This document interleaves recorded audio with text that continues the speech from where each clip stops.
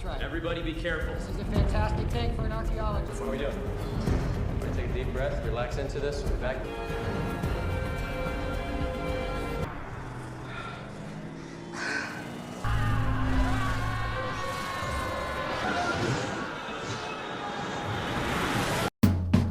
Assalamualaikum, apa kabar semuanya? Selamat datang di channel Ewok Story. Kali ini saya akan kembali merangkum film mengenai perjalanan waktu yang dirilis tahun 2003 berjudul Timeline. Dengan rating film 5,7, film ini dibintangi oleh sejumlah aktor ternama seperti mendiang Paul Walker, Gerard Butler, dan masih banyak lagi. Bagaimana akting mereka dalam film ini? Yuk tanpa basa-basi lagi, kita langsung aja ke ceritanya. Cerita diawali dengan orang yang sedang berusaha kabur dari kejaran prajurit berkuda. Untungnya orang tersebut tidak tertabrak lalu dibawa ke rumah sakit setempat. Di rumah sakit, kebingungan menyerang para tim medis. Selain karena identitas dari orang tersebut yang tidak diketahui, orang tersebut pun ternyata memiliki susunan organ yang aneh, di mana pembuluh besar yang ada di jantungnya tidak dalam posisi yang simetris, dan juga tulang belakangnya tidak simetris. Looks like a paper doll got cut up and pasted back together. Setelah itu datang seorang petugas dari perusahaan yang bernama ITC. Orang tersebut bernama Gordon. Mr. Gordon, I'm Dr. Kova. I'll take care of that paperwork right away. Gordon mengklaim bahwa orang tersebut adalah salah satu karyawannya yang sedang melakukan penelitian. Lalu hal yang terjadi padanya adalah sebuah kecelakaan, sehingga Gordon harus membawa orang tersebut untuk dikembalikan ke keluarganya. Listen up, class. April 4, 1357. Di tempat lain kita akan menyaksikan sekelompok mahasiswa yang sedang dijelaskan tentang peperangan antara Inggris dan Prancis yang terjadi di Castelgard pada tahun 1357. Well fortified, very strong, very well supplied, and Ini adalah Profesor Jonathan. Beliau adalah seorang ahli sejarah yang saat ini sedang meneliti tentang desa Castelgard, yang pada saat itu pula benteng Castelgard sedang digali untuk diteliti. Dalam penelitiannya pun dia tidak sendiri, melainkan dibantu oleh Marek, sang arkeolog, Kate, sang arkeolog, Josh, seorang ahli geologi, Francesco, mahasiswanya Profesor Jonathan yang sedang menyusun skripsi, dan Chris, anak kandung dari Profesor.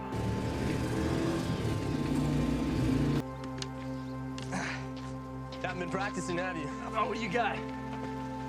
Oh wow, another stone sticking out. Singkat cerita, 2 hari kemudian, di saat Chris dan Marek sedang berdiskusi mengenai patung yang diukir tanpa telinga kanan, tiba-tiba ada sebuah alarm yang menandakan bahwa penggalian membuahkan hasil.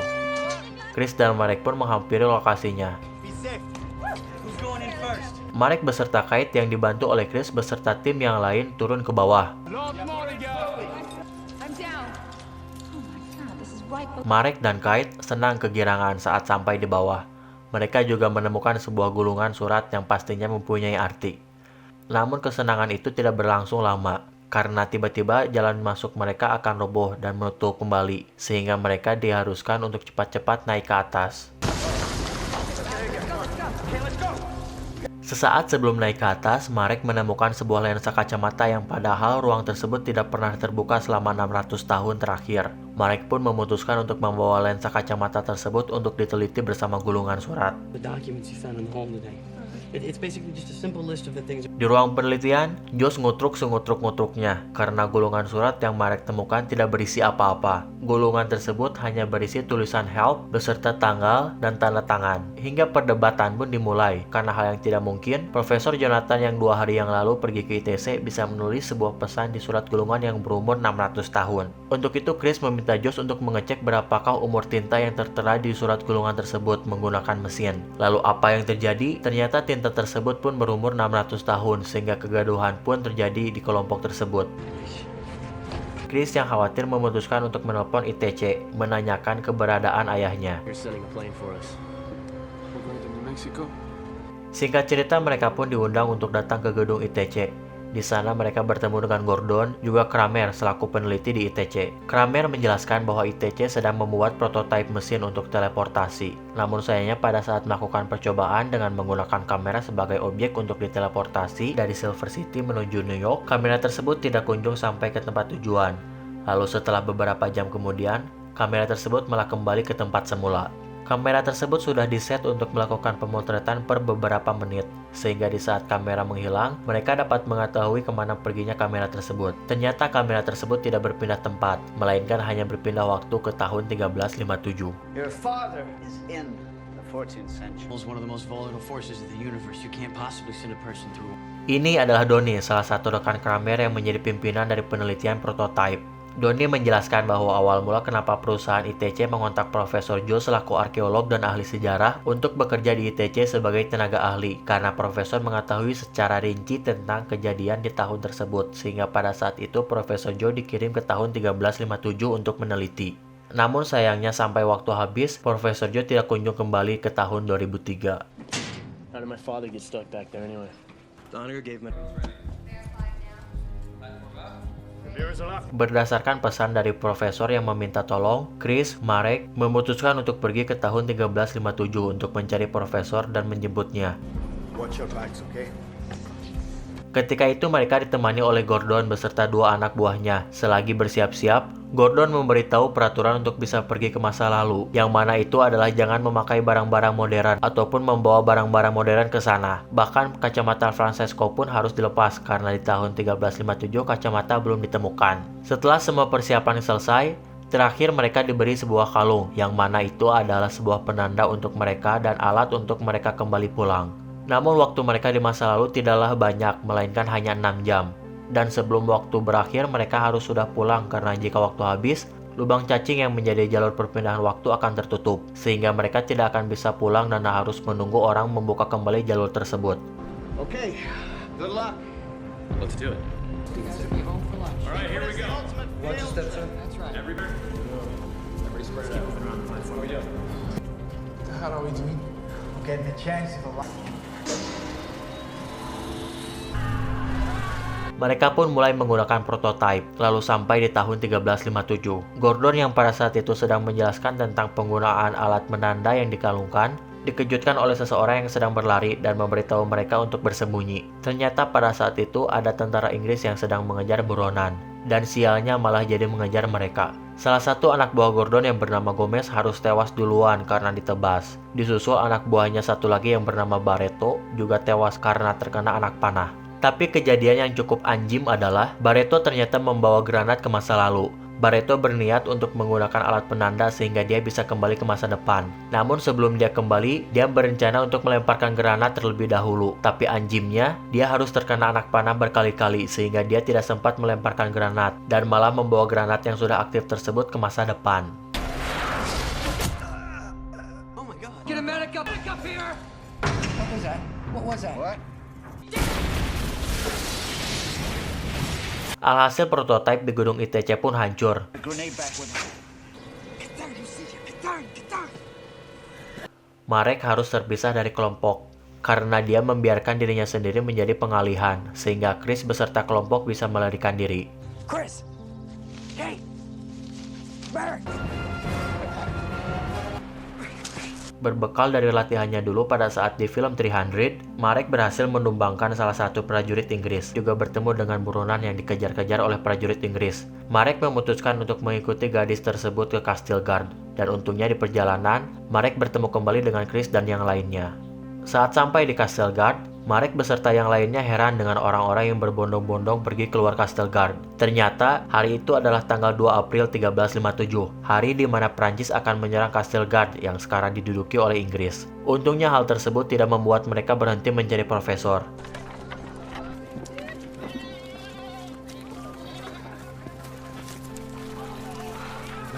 Di tengah pencarian, Chris beserta yang lainnya harus tertangkap oleh pasukan Inggris, lalu dibawa ke markas untuk bertemu dengan pemimpin pasukan yang bernama Oliver. Marek mengaku bahwa kelompoknya adalah pengikut dari Magister. Captured them in the village, my lord.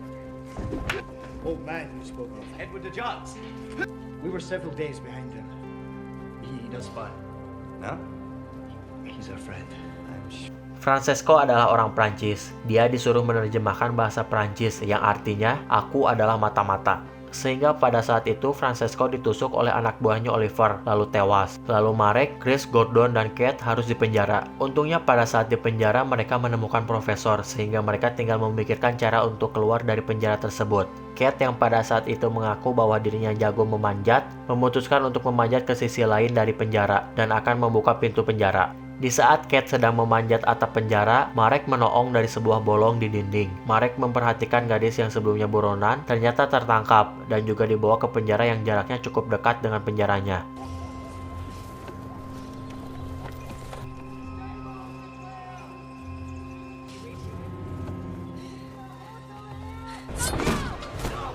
Singkat cerita, berkat keterampilan Kate, Chris, Marek beserta Gordon berhasil meloloskan diri. Marek mengambil busur panah, lalu memutuskan untuk menyelamatkan sang gadis buronan. Marek berhasil menumbangkan penjaga dari penjara gadis buronan. Namun hal itu memancing penjaga yang lainnya. Dan untungnya Marek dan gadis buronan berhasil meloloskan diri sesaat sebelum penjaga yang lain masuk ke penjara. Terjadi perdebatan di kelompok Chris, di mana Gordon menginginkan untuk kembali pulang ke 2003 karena misinya untuk menjemput profesor sudah sukses. Gordon berisik keras. Akhirnya, Kate beserta Chris mengikuti keinginan Gordon.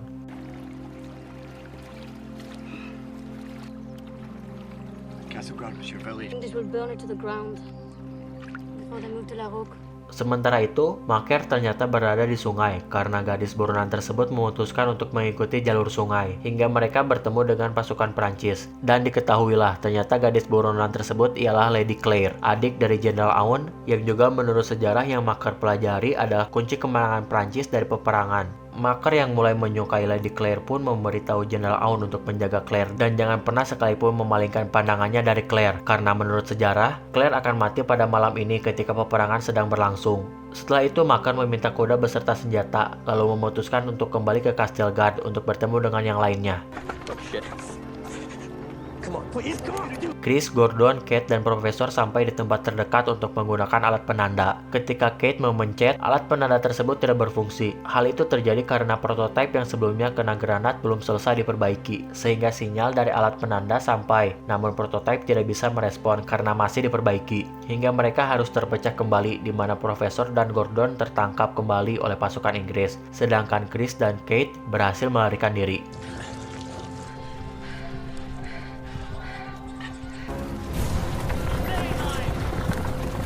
Ketika itu Gordon beserta Profesor ditawan dan mereka ternyata bertemu dengan Marek yang sedang pingsan di atas gerobak. Ternyata pada saat perjalanan ke Castle Guard, Marek tertangkap juga oleh pasukan Inggris dan yang menangkapnya adalah Decker, salah satu orang ITC yang disangka sudah meninggal ketika pergi ke masa lalu berbarengan dengan Profesor. Decker ternyata memutuskan untuk bergabung dengan pasukan Inggris dan berhasil mempunyai posisi prajurit kuda di pasukan Inggris. Pada saat Gordon menyadari bahwa itu adalah Decker, Decker membunuh Gordon karena sakit hati waktu itu tidak diajak pulang. Decker juga memberitahu Profesor dan Maker bahwa perjalanan waktu ini terdapat kekurangan yang dinamakan kesalahan transkripsi. Enough to know transcription errors in the DNA reconstruction process.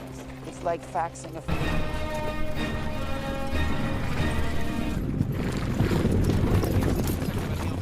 Singkat cerita, malam pun tiba. Peperangan antara Inggris dan Prancis dimulai. Prancis melemparkan bola api ke kubu Inggris, dan Inggris membalasnya dengan melemparkan api Yunani yang jika disiram air malah membesar.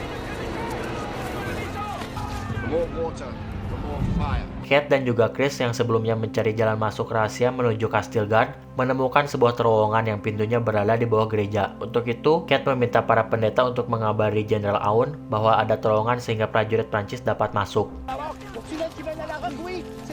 Sedangkan di masa depan juga terjadi sebuah pertentangan antara Kramer yang ingin menyelamatkan mereka yang terjebak di masa lalu dan Donnie yang meminta untuk sembunyi tangan lalu membiarkan Profesor beserta yang lainnya terjebak di masa lalu sehingga efek samping dari prototipe yaitu kecacatan akibat kesalahan transkripsi tidak diterpublish oleh media. Kramer pada saat itu Soledad sehingga kepala bagian belakangnya terkena kaki meja lalu pingsan.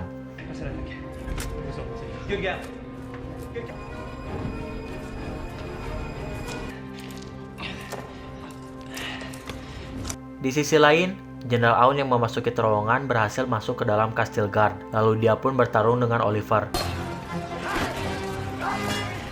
Jenderal Aoun sempat terjatuh dan akan ditebas oleh Oliver, tapi untungnya Chris yang menyadari hal itu langsung membantu Jenderal Aoun, lalu Oliver pun berhasil dibunuh oleh Jenderal Aoun. dan gerbang Kastil Guard pun dibuka sehingga seluruh pasukan Prancis dapat masuk ke dalam untuk mengepung. Sedangkan di sisi pojok kastil, Marek yang menyadari bahwa Lady Claire akan digantung oleh Derek memutuskan untuk menyelamatkan Claire. Telinga kanan Marek terpotong oleh pedang sehingga dia menyadari bahwa pahatan patung yang dia temukan di masa depan adalah patung dirinya yang berhasil menikah dengan Lady Claire. Untuk itu, kemampuan asli berpedang Maker yang dia dapatkan dari film 300 pun dikeluarkan yang akhirnya Deckard pun langsung kalah.